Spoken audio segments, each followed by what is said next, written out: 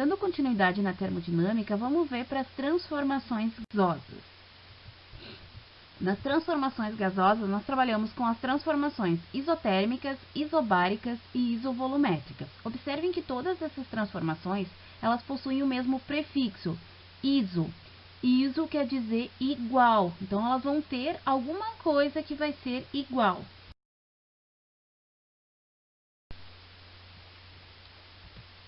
Então, a primeira transformação que nós vamos trabalhar aqui é a transformação isotérmica, que também pode ser conhecida como a lei de Boyle. O que nós temos igual aqui é a temperatura. A temperatura, ela é sempre o denominador, ela vai estar dividindo ali. Então, se eu tenho um valor dividido por 10 igual a um valor dividido por 10, eu posso simplesmente eliminar essa temperatura.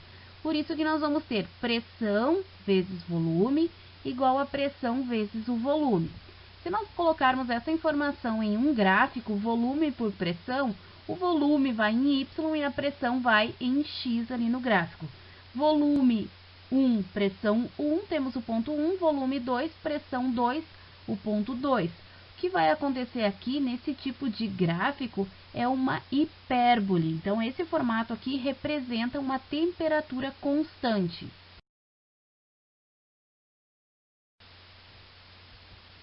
Como exemplo de uma transformação isotérmica, vamos fazer o seguinte: toda vez que nós respiramos, nós estamos aplicando essa lei de Boyle, tá? Da nossa expiração e da nossa inspiração. Isso tem abertura no capítulo 16, tá? Inicia falando da expiração e da inspiração. Então, seria interessante vocês fazerem uma leitura nisso, tá? Porque quando nós expiramos ou nós inspiramos, isso não muda a temperatura do nosso corpo. Então, é uma transformação que ocorre a temperatura constante. A segunda transformação que nós temos é isovolumétrica.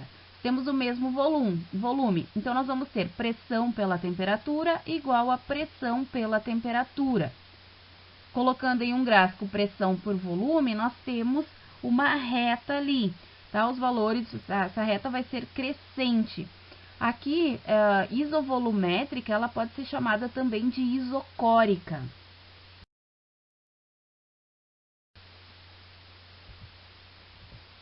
A transformação isobárica, nós vamos ter a mesma pressão.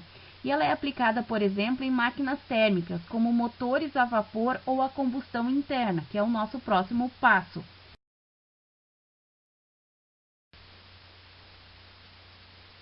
Então, aqui nós vamos ter volume sobre temperatura igual a volume sobre temperatura.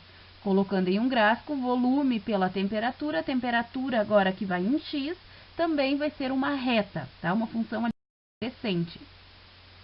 Resumindo para vocês, podemos ter a transformação isotérmica, tem uma temperatura constante, então tiramos a temperatura da equação. Isobárica, que tem uma pressão constante, tiramos a pressão. Ou isocórica, então nós temos aqui o volume constante, tá? Isocórica ou isovolumétrica, tá? Tudo isso sai da equação geral dos gases. Pergunto para vocês, por que os alimentos eles cozinham mais rápido dentro de uma panela de pressão? Os alimentos eles cozinham mais rápido porque a pressão no interior da panela é maior, e isso faz com que a temperatura também seja maior.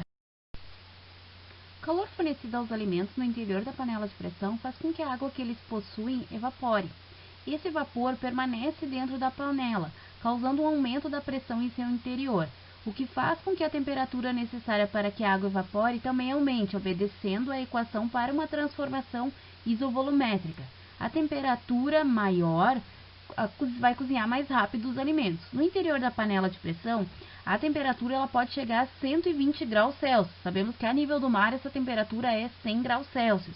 E a pressão ela pode ser até 2 atmosferas, sendo que a nível do mar nós temos como uma atmosfera.